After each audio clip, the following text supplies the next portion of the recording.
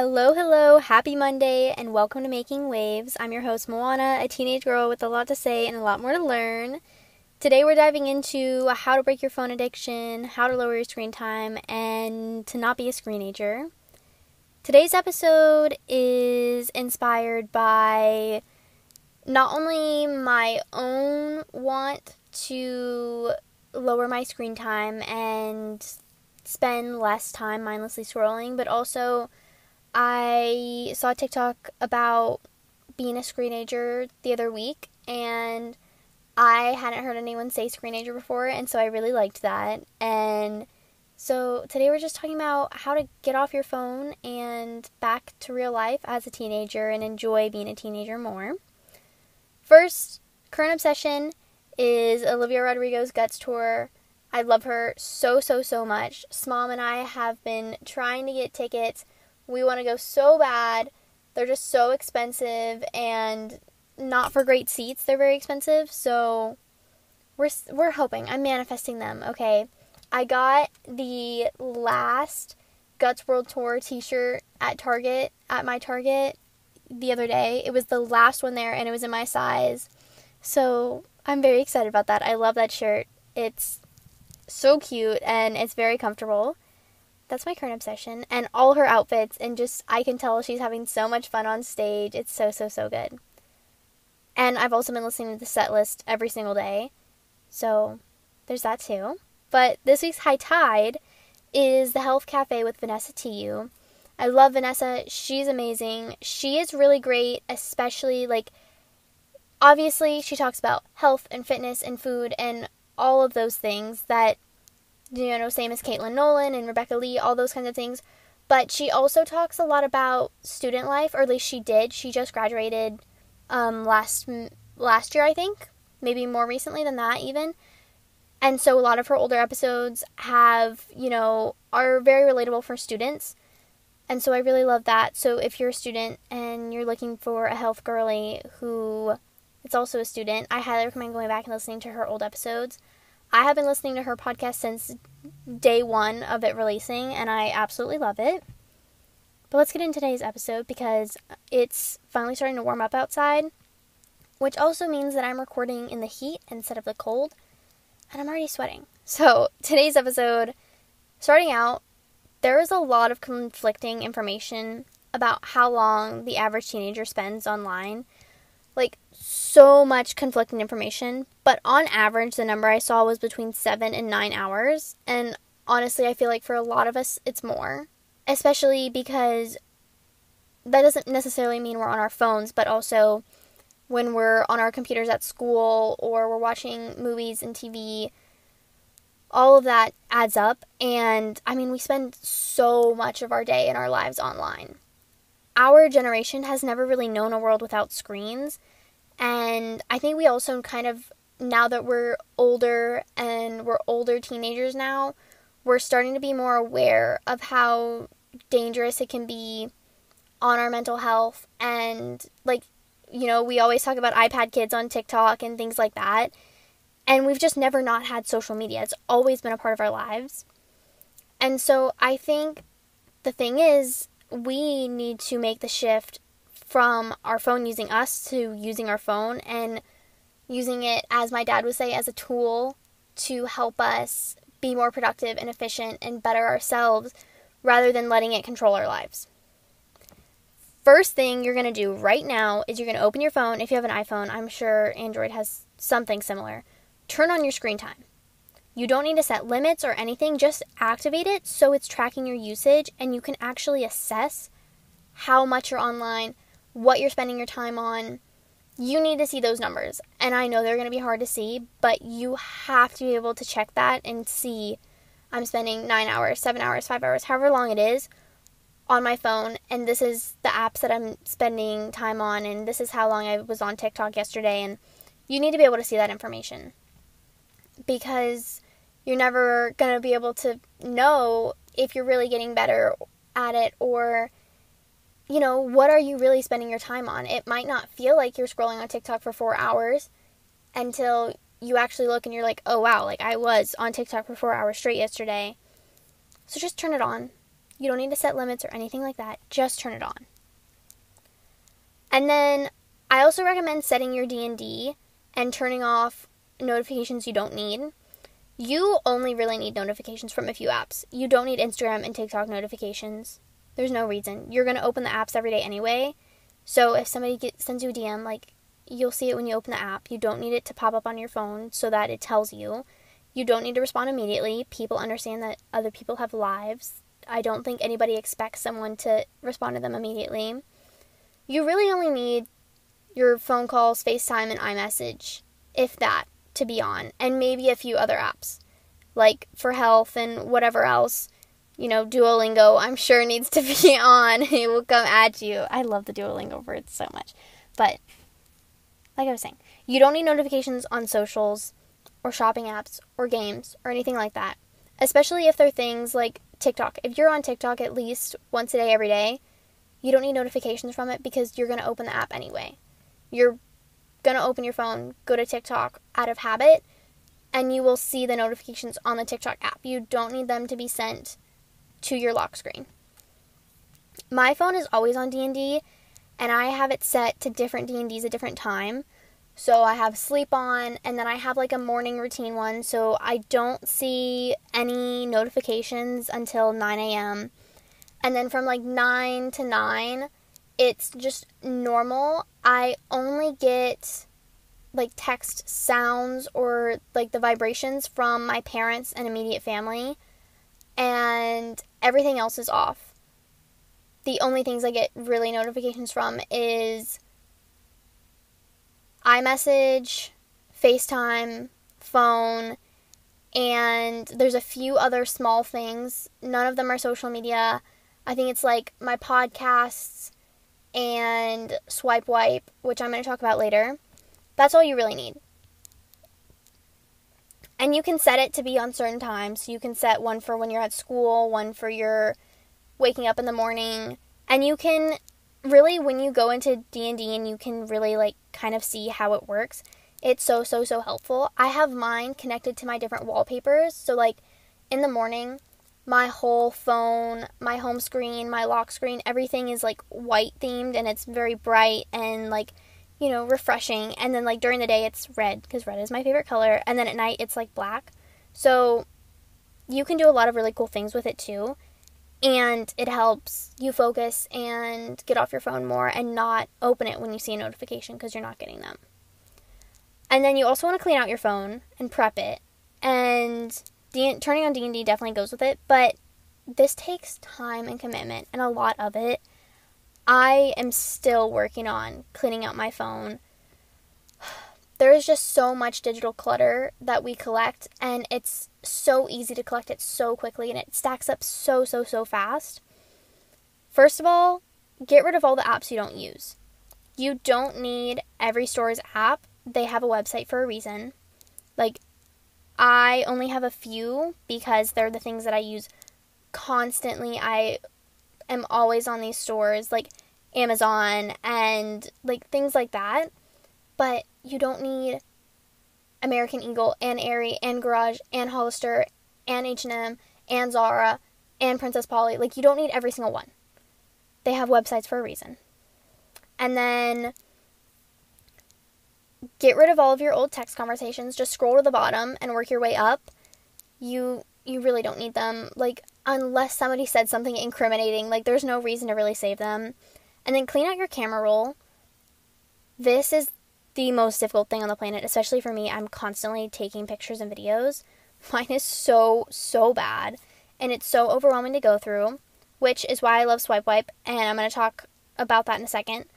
But it helps you clean out your camera roll.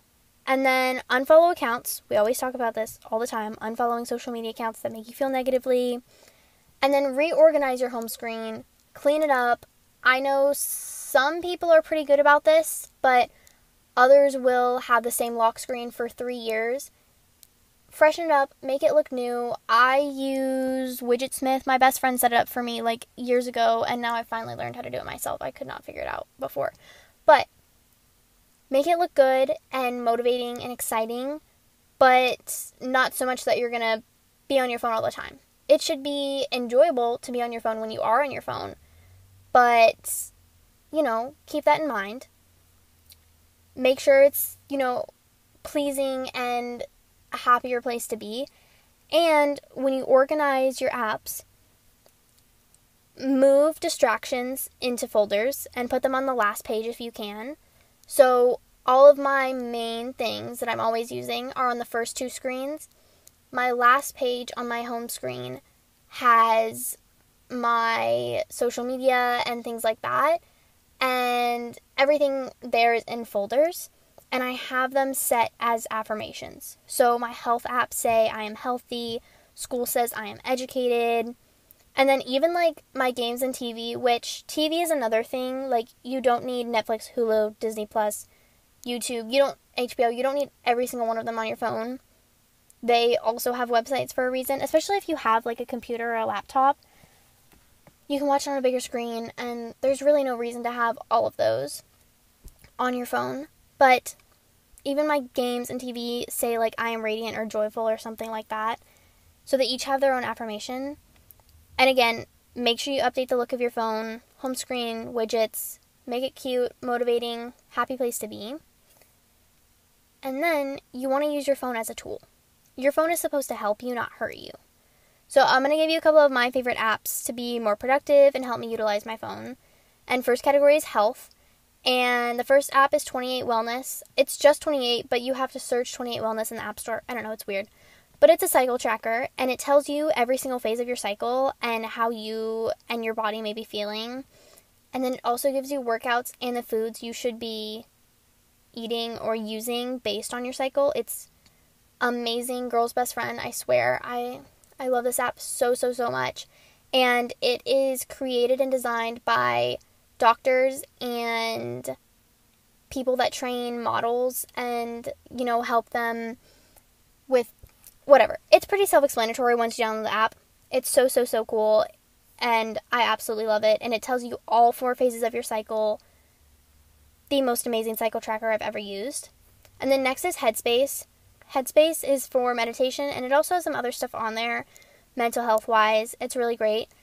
I know that Headspace costs money for a membership, but if you're a teenager, there are programs that you can get it for free. So I have Headspace as if I pay for it, but I don't pay for it because I am a teenager and I went through this program. The one that I use is not active anymore, but you can probably do a quick Google search and find one. It's so helpful and so much better when you get the paid version, but I got it for free, which is amazing. And then next is Morning Club. I don't know if this app is actually officially out. I got it on their beta program. I think it is out all the way. But it's a community of girls who are trying to become the best versions of themselves. It's created and curated by over 20 different 20-something health content creators and influencers. They do little like Zoom meetings you can join from the app, and it'll connect you to Zoom, and they do like Gilmore Girls parties, and they have book clubs and journal prompts and everything and anything. It's amazing, and it's so much fun. There are also group chats on there, so you can talk to other people trying to become the best versions of themselves. And next up is 2 apps that kind of go together. Yuka and Acne Safe. They just allow you to scan foods and products to let you know more about what you're eating or putting on your body, and help you understand, are there chemicals in this, what to avoid, things like that. A very crunchy mom kind of app, but they're really helpful. And Acne Safe also tells you if there are products that will cause acne breakouts in your skincare, because a lot of skincare actually does have things like, I'm trying to think of one that surprised me, shea butter. I was not expecting shea butter to cause acne, but apparently it does, and it was in all of my moisturizers, so I'm working on changing my moisturizer right now. But it just overall tells you more about the products and foods you're eating. And then productivity, my favorite app of all time is Notion. Notion is the love of my life. I do everything with Notion. I'm constantly on Notion. I'm using Notion right now for my outline. Notion is amazing. especially if you are a teenager trying to get your life together a little bit more. I could talk about Notion all day, but I won't. There are just so many options. It's so versatile. You can use it for whatever, whenever, what you need it for. I use it for my vision board, my habit tracker, my agenda, my content dashboard. I've got my pageant stuff, my book club, my school stuff. I have my grades tracked in there. I have my LLCs, income, and all of that tracked in there. I've got goals. I've got my driving time, everything. My wish list. It's so useful. Please, just try it.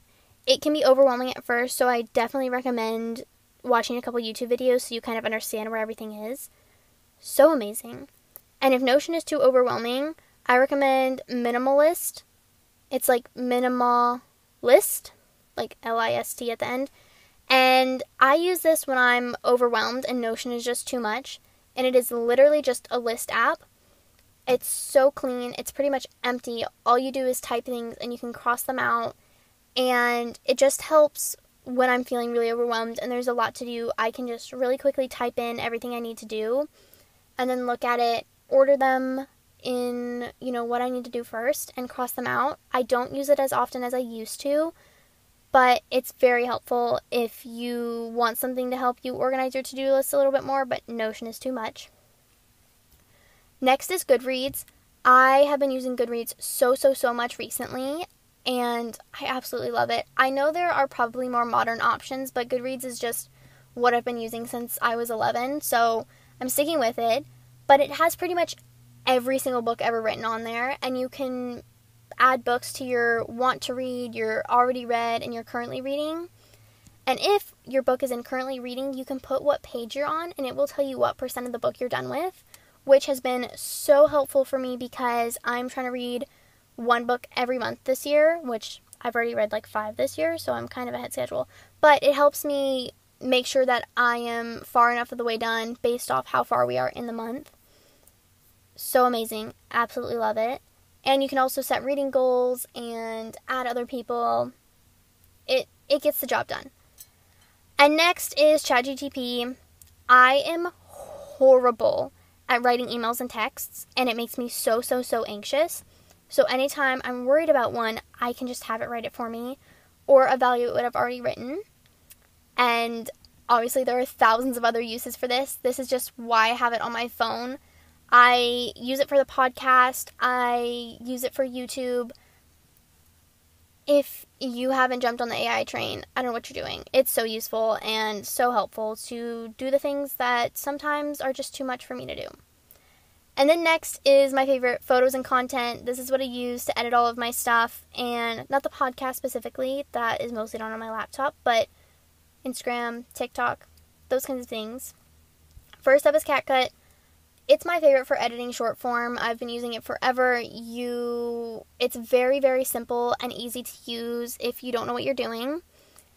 I love it. It takes up a lot of storage, so make sure that when you're done with a video and you've already downloaded it and posted it, delete it from CapCut or it will take all of your storage.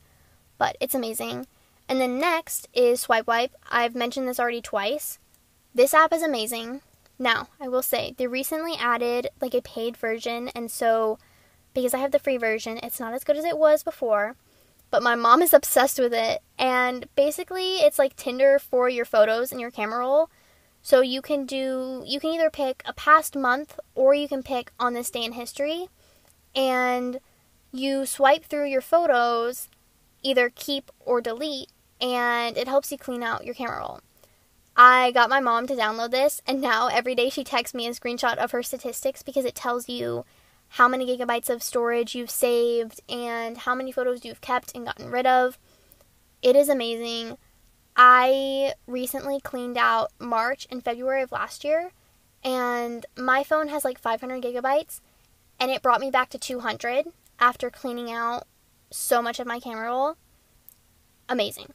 And then next up is Feed Preview. I know with the new Instagram update, most people have the feed preview option on their Instagram so they can see like what a post will look like on their feed before they post it. Mine does not have that yet, and I don't know why I didn't get it yet. It's very annoying. But this helps you plan your IG feed. You can connect your Instagram and you can plan posts and see what it would look like on your feed. And then we've got West. This is a app my friend Serenity showed me, and it's good for pictures at night. It is really just for when you want a little bit something different. It has flash and no flash, 0.5. It's honestly not the best camera app ever, but it gets the job done. All of my Halloween... There's the train. I took all of my Halloween photos on it, so if you go to my Instagram and look at my Halloween posts, that's kind of what they turn out to look like. And then next is Epic for when you want to take a pic, or when you want to use a picture, but it's not quite perfect or the background is kind of weird. This just has the option to put it into different frames and things, but not in like an old, like 2010s way. It's more of like you can make it look like your photo was taken on a digital camera and you're like looking at it. It's kind of hard to explain, but when you see it, you'll understand. And then Snapseed, if you want to expand your images and make them bigger, like if you take a picture and you wish it was taller and showed more of the sky, you can expand it and it will fill in for you. And then Pic Collage, this is a classic. I use it for my IG stories. That's pretty much it. That's all I use it for when I want to do a big collage, and it just organizes the photos for me and makes it very easy.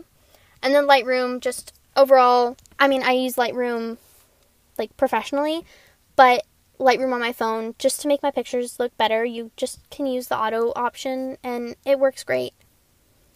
But now let's talk about getting off your phone and minimizing scrolling. First thing that wow, y'all, I'm talking really fast today. Strategies for getting off your phone and minimizing scrolling. First of all, if you don't take a lot of photos, this works really, really well. It did not work great for me because I take so many photos all the time and I'm always posting. But turn on color filters. Basically what this does is it will make your whole phone black and white. So it'll be way less entertaining to be on your phone. And if you are just using your phone to scroll, there's no reason that you need to really see the colors, because all that's doing is making you stay on your phone longer. When it's black and white, it makes it less entertaining for your brain, so you will not want to be on your phone as much.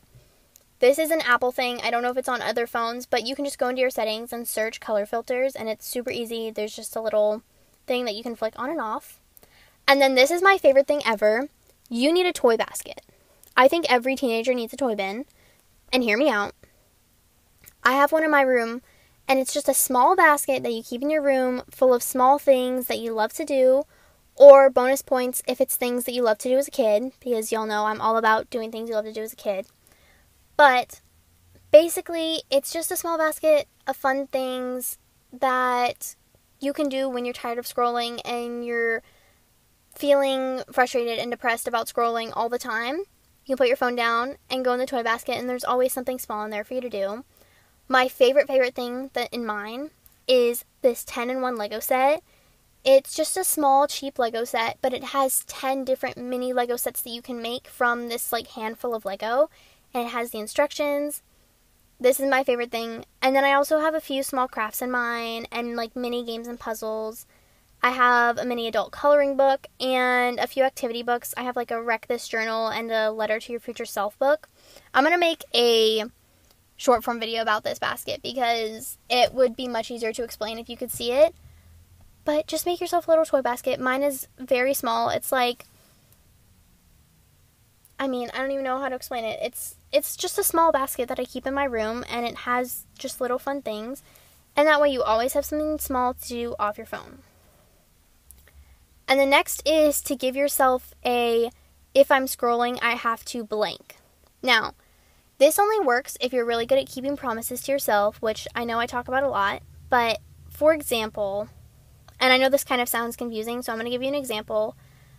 I have done in the past, if I'm scrolling, I have to do feet up the wall pose at the same time. So, if I want to scroll, my feet have to be up the wall. That way, scrolling is uncomfortable, and I won't want to scroll as long. And this only works if you're pretty disciplined with it. But if you are disciplined with it, it works really, really well. A simpler one you could do is just, if I'm scrolling, I have to sit on the floor. That way you're not on your bed, you're not on the couch, if you're scrolling, you have to sit on the floor. That way it's just a little less comfortable and a little less fun to be scrolling, and maybe you'll want to get off the floor finally, and you're like, all right, well, I have to stop scrolling if I want to get off the floor. Just pick something that makes scrolling less fun, less comfortable, and less cozy. And then second to last thing is to add a first thing in the morning, last thing at night habit to your routines. We all know how bad it is to be on your phone right before or after sleeping. And obviously the most common basic one is reading. People talk about reading all the time. I know I talk about it a lot. But there are so many other things that you could do, and you really don't have to do it for very long. Just pick something that you can do, put your phone down, do it, and then go to bed, instead of being on your phone right before going to sleep or right after you wake up. You could journal, you could stretch, you could do a little craft like coloring, or, if you're into sewing or knitting or whatever it is, whatever works for you. It just has to be something small and simple that you can do right before and right after sleep. And last, if none of that works, sometimes all it takes is to put your phone in a different room. Sometimes that's what it takes. You might have to have a sibling hide it, lock it up, have a detox day. Sometimes you have to take those extremes to kind of break that habit of constantly being on your phone. I do this when I'm doing school because I'm homeschooled / online schooled, so I put my phone in my desk drawer. It's super easy to get to still, but just because it's not on my desk, I think about it way, way less and don't just go to pick it up. So sometimes that's all it takes. Now, today's homework is to pick at least one of these strategies to help you get off your phone and use it. Color filters, toy basket, if I'm scrolling I have to, first and last thing at night, in the morning. Pick one thing at least, and at least give it a try. Toy basket is my favorite, like I said. Seriously, one of my favorite things in my room, and honestly, I don't use it as nearly as much as I would like to, but it's just nice to know that it's there and that you always have something that you can do off of your phone, because I feel like we all sometimes struggle with that because we're so much on our phone that it's hard to forget that it's easy to forget that there are other things that we could be doing. That's all I have for y'all today. I know I talked really fast. I am just so sweaty in this hot car right now, but thank you so much for listening. If you love this episode and you want to show your support, give this podcast a rate and review, follow the podcast, download the episodes, follow on social media at the moannaadams or at makingwaves.ma. Or just send me a DM on the podcast Instagram. I love to hear your feedback. It's so, so, so important to me that, you're enjoying the episodes and that you're happy with them. If you want to hear something specific, please let me know. I'm always excited to hear from you. And don't forget to drink your water, and I will talk to you later.